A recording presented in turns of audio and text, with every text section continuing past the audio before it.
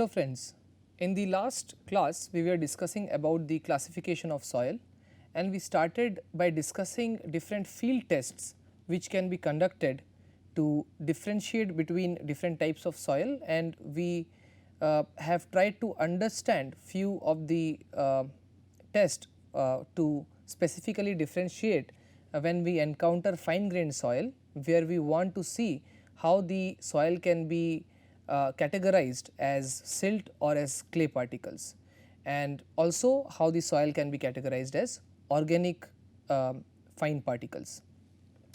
Today we will continue our discussion related to the classification of soil, and let us see the further classification systems that are based both on the grain size analysis and also consist of additional analysis that require the values of consistency limits.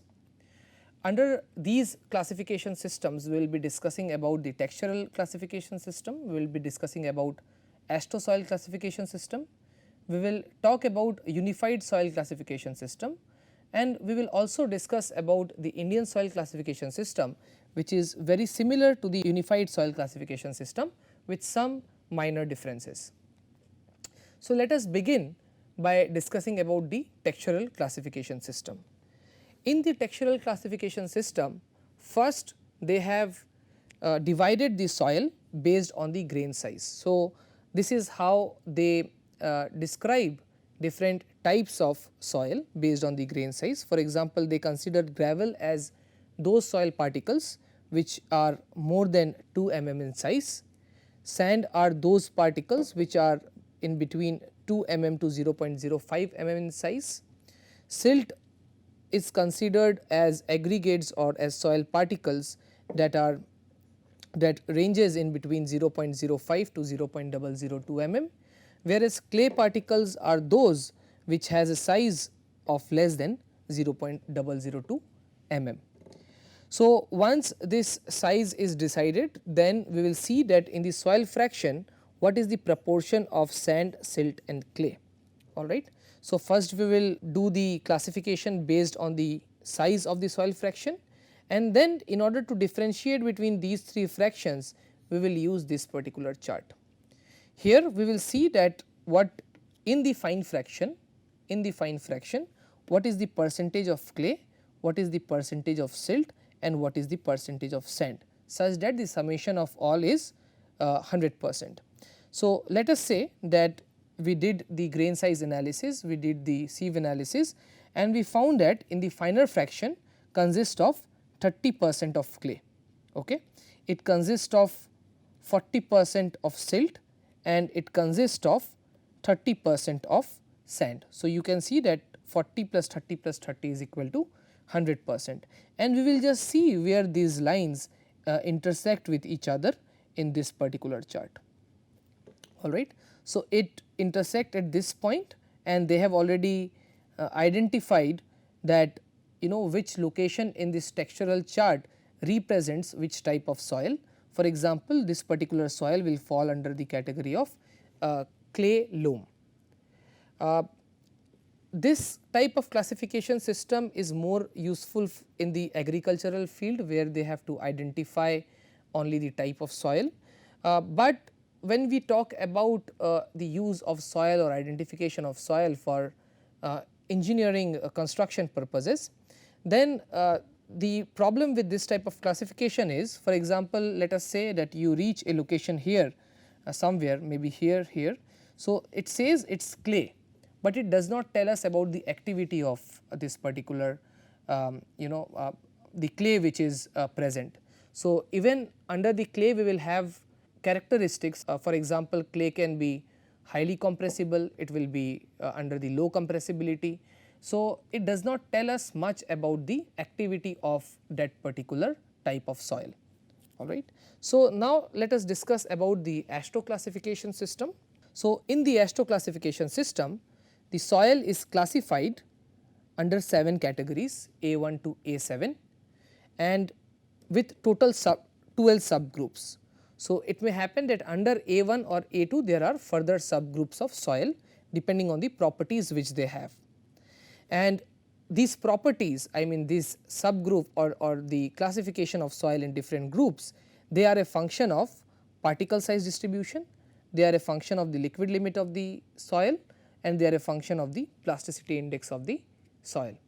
Alright. So, you have to do the consistency test also in addition to the particle size distribution to identify the category of the soil or to classify that particular soil.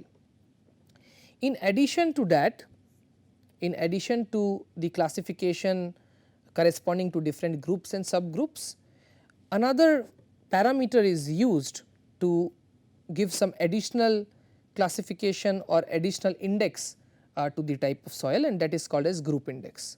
So, group index is calculated basically to rate the soil for use in the subgrade of the pavement system. So, it will tell us depending on the group index whether the type of soil is a good soil to be used in subgrade or whether the soil is not very good to be used in the subgrade. Maybe it is a fair type of soil, maybe it is a poor type of soil for use in the subgrade of the pavement. Okay. If the group index value is high, this means that poorer is the quality of soil.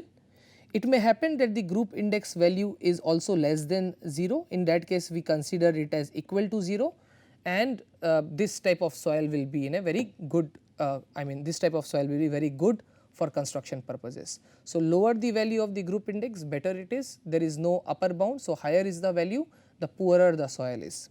And how do you calculate group index? It can be calculated using this empirical formula, which is 0.2a plus 0.005 AC plus 0.01 BD. And what is the definition of A, B, C and D? A is actually equal to that proportion of the finer fraction, alright, which is more than 35, which means you will take the soil, you will sieve it through 75 micron sieve, and you will get the percentage of material passing 75 micron sieve. Let us say 50% of the soil particles passes through 75 micron sieve. Therefore, A will be equal to the value in excess of 35. So, it will be 50 minus 35, which is equal to 15. Okay. So, here F is the percentage of material passing 75 micron sieve. What is B? B is equal to that excess material passing 75 micron sieve or that proportion of material passing 75 micron sieve which is more than 15. Okay. So, again in the same example which we have taken, if it is 50%, then B becomes equal to 50 minus 50, which is equal to 35. Alright.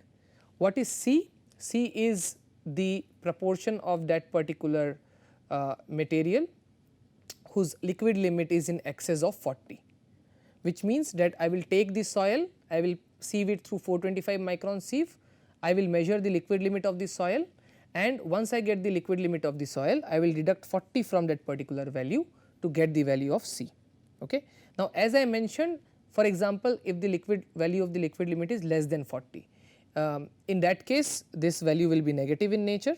Okay. And if everything becomes negative such that the group index is also less than 0, we will consider that to be equal to 0.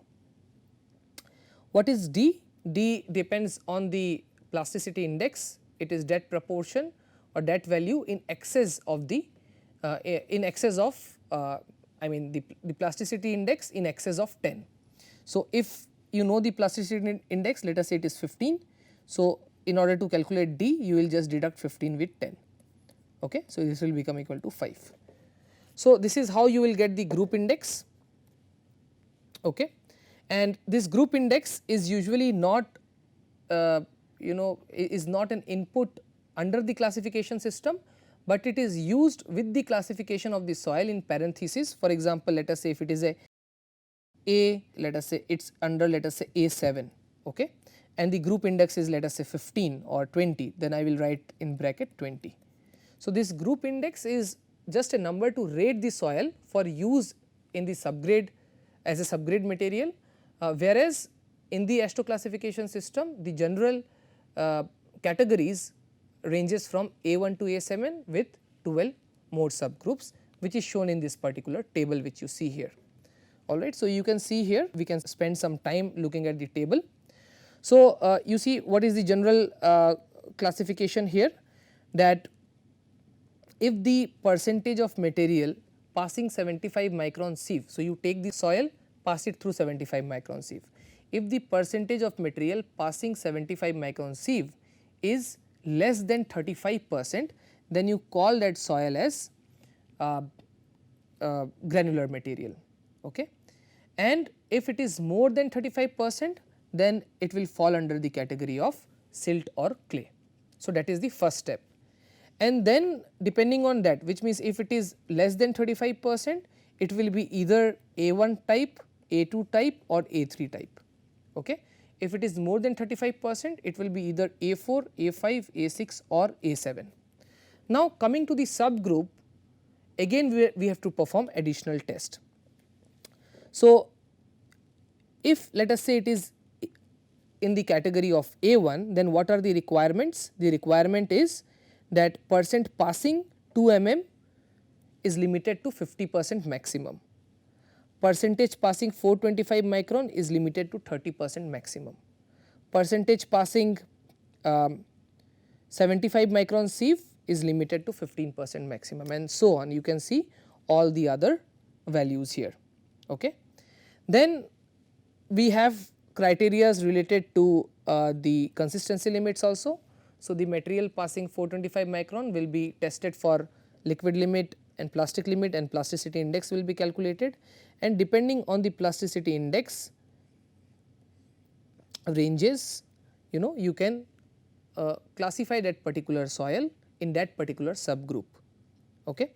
And then as I said that group index is used just as an indicator whether the soil can be used in the subgrade material or not. So, you can see that if the soil is either A1, A2 or A3, it is in excellent to good condition, which means this can be adopted in the well adopted in the for the construction of subgrade. Whereas, we have soil fair to poor which are not generally recommended to be used as a subgrade material. So, based on group index, this is an approximate further classification, that if the group index value is somewhere between 0 to 1, it is good soil. So, this will tell me that from A1, A2 and A3, for A1, A2 and A3, the group index value will be somewhere between 0 to 1. Fair soil are those whose value ranges from 2 to 4, the group index value, 5 to 9 in poor and 10 to 20 in very poor soil. So, this will fall under this category, which will contain silt, clay or a mixture of these materials. All right. And then you can further see the difference of the subgroups. For example, if I want to compare A75 and A76, then I can use this plasticity chart here, and this is the equation which is used to differentiate between those subgroups. For example, if you see A75 will have the value of IP less than on the lower part of this. So, IP here will be in this part, IP will basically be less than WL minus 30. Okay. And in this part, the value of IP will be greater than WL minus 30. So, this is how I can differentiate, or I can see the difference between those subgroups which falls under the same category, that is A75 and A76 for example. All right. So, the plasticity chart and this table in conjunction can be used to classify the soil as per AASHTO classification system, and in addition to that, group index value can be used to see whether that soil is good to be used as a subgrade material. Now, let us go to the next classification system, which is the unified classification system, and a very similar classification system we use in India also to classify the soil. Let us try to understand step by step that how the unified soil classification system works. In this, first you have to categorize the soil as either coarse grained soil as fine grained soil, which means if I have a soil mass, the first thing which I will identify, that should I call this soil as a coarse grained soil or as a fine grained soil. So, this is the first decision which has to be made, and for that what I will do, I will just do the sieve analysis. After doing the sieve analysis, if I find that more than 50% of materials are larger or gets retained in the 75 micron sieve, I will call those material or that particular soil as coarse grained soil. Okay. Now, once I identify that this particular soil is a coarse grained soil, then under the coarse grained soil, I want to know whether these are gravels or whether it is sand. Okay. So, these are the two subcategories under the coarse grained soil. And how will I know that? I will know that depending on the proportion of the coarse grained material, which means the materials which are retained on 75 micron sieve corresponding to 4.75 mm sieve. So, the coarse grained material which I have, I will further see through the sieve analysis data that what is the percentage that is retained on 4.75 mm sieve and what is the percentage that passes 4.75 mm sieve. If in the coarse grained soil more than 50% of materials are larger than 4.75 mm, then that particular coarse grained soil will be called as gravel. Okay. And if it is less than 50% material retains, which means more than 50% material passes 4.75 mm sieve, then I will call that material as sand. Okay. But this does not end the classification completely. Then what we will see, so this is the first letter which I decide for this particular soil category, and then we have to do the sub classification. So, then we will see that what is the actual percentage passing 75 micron. If the actual percentage of material of that soil which passes 75 micron is less than 5%, all right, then I will call these soils as either GW or GP if it is a gravel, or SW or SP if it is a sand. Okay. And what is this W and P here? W indicates well graded soil, P indicates poorly graded soil. And how do I again identify whether it is a well graded soil or poor graded soil? Through the sieve analysis, and we have learned while discussing about sieve analysis that we have parameters like Cu and Cc, looking at the range of which I will know whether this material falls under the well graded category or poorly graded category. Okay. So, then what is the next step or next classification system? Let us say when I did the sieve analysis, I found that more than 12% material is passing 75 micron sieve. Okay. You see, still if 12% material passes 75 micron sieve, which means almost 88% material is retained on 75 micron sieve. So, it is still a coarse grained soil. Okay. But now I am looking at the percentage that passes 75 micron. So, if it is less than 5%, these will be the respective classifications. If it is more than 12%, then I will not classify them as GW, GP, SW or SP. Then what symbols or alphabets I will use? I will use M and C as the second letter to identify the soil, which means it can be, for example, I know that it is either G or S, okay, and under the and then I will have other letters, that is either it can be GM or GC or it can be SM or SC. Now, the question is what is M and C? M and C corresponds to the consistency limit of the soil. So, M indicates silt and C indicates clay. And then again, how do I know whether it is a silt or a clay? I will do the consistency limits test, I will find out the liquid limit and plastic limit, and then I will use the plasticity chart to see based on the liquid limit and plastic limit the fine particles are clay or are they silt. Okay? And then I will decide what is the respective classification. Now, under the same category, the third question is what if the percentage of material passing 75 micron is between 5 to 12. So, less than 5 I already know the categories are GW, GP, SW or SP.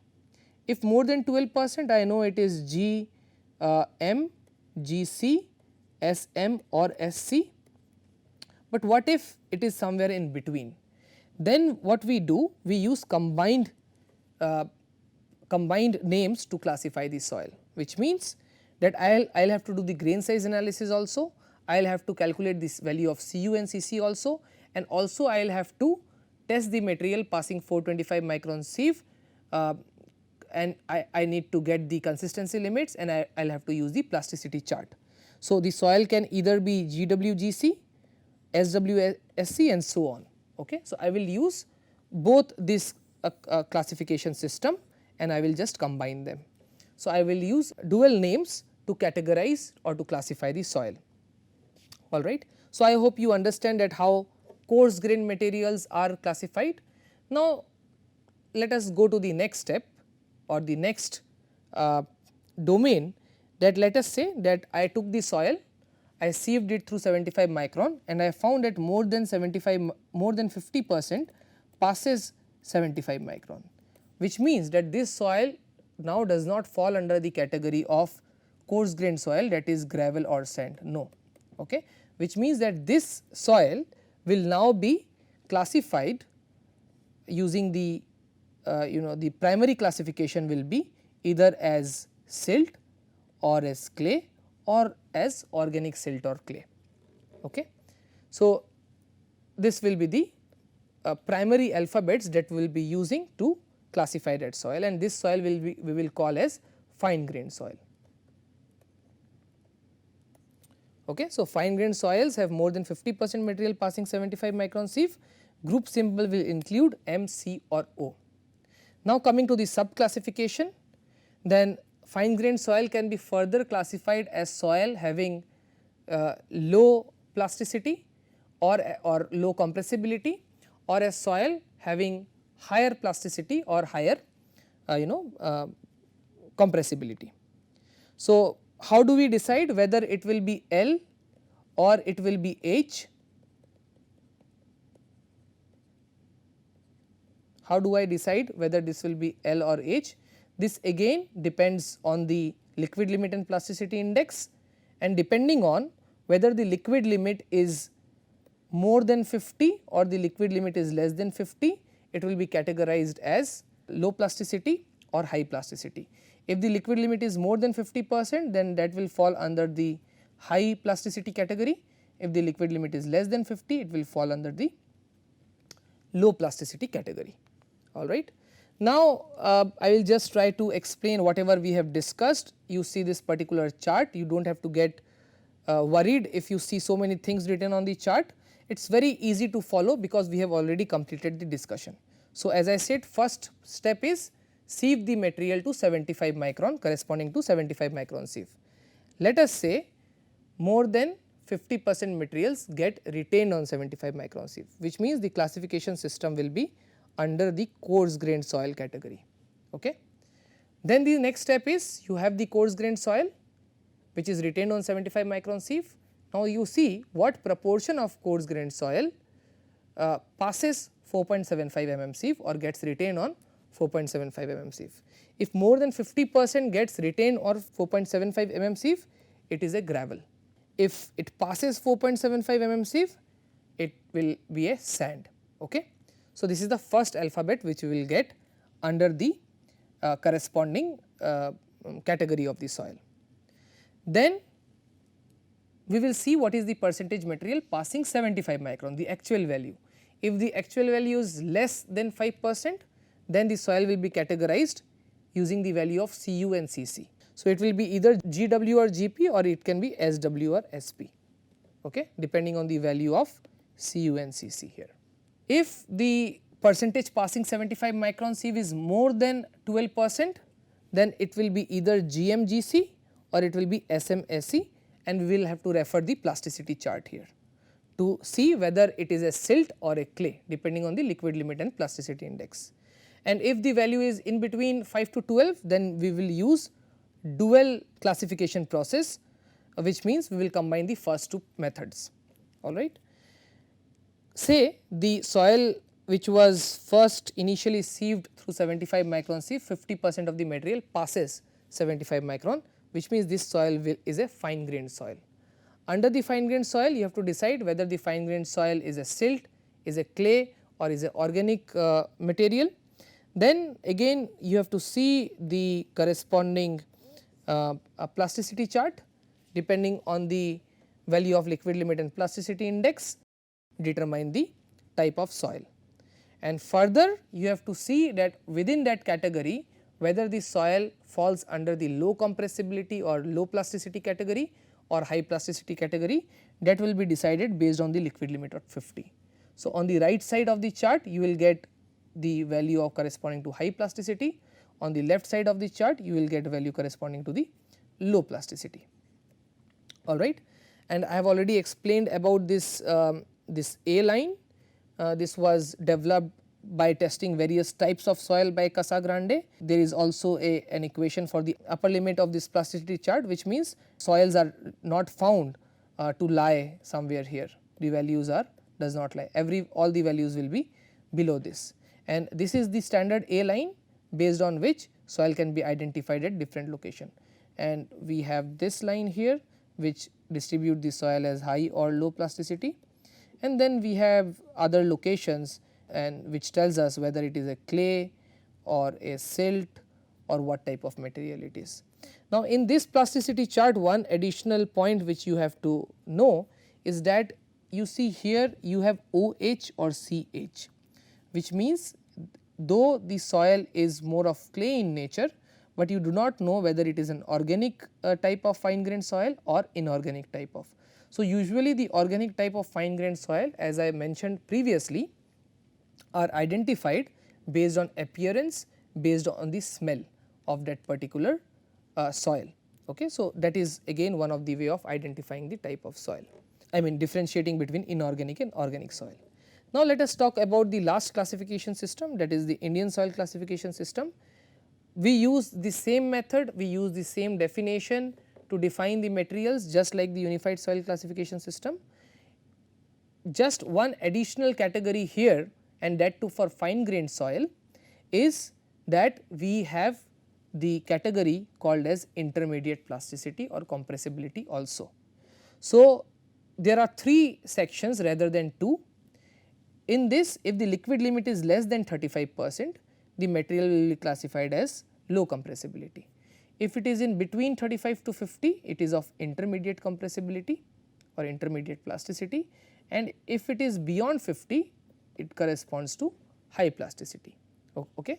For example, in the unified soil classification system, if your soil falls here, then you will say that that type of soil is either OH or it is either OL or CL, okay, in the unified soil classification system. But in the Indian soil classification system, you will call this as OI or CI, all right.